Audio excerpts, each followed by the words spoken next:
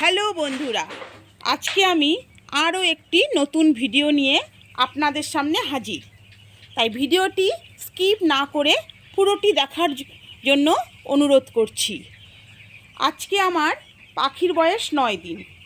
প্রতিদিন 2-1টা করে মোর্টালিটি হচ্ছে। তাই মুরগিগুলো পোস্টমর্টম করে দেখলাম কিডনি ফুলে গেছে। তার কারণ পাখির ফিড খাওয়া অনুযায়ী জল কিছুটা কম খাচ্ছে। আজ আমি ঘরোয়া পদ্ধতিতে একটি মেডিসিন তৈরি করব। তাই আমার সামনে দেখতে পাচ্ছেন পান পাতা, হলুদ আর গুড়। পান পাতা, হলুদ মিক্সিতে পেস্ট করে গুড়ের সাথে 3 দিন আমরা চালাবো। ভিডিওটি যদি ভালো লাগে লাইক, শেয়ার ও কমেন্ট করতে ভুলবেন না।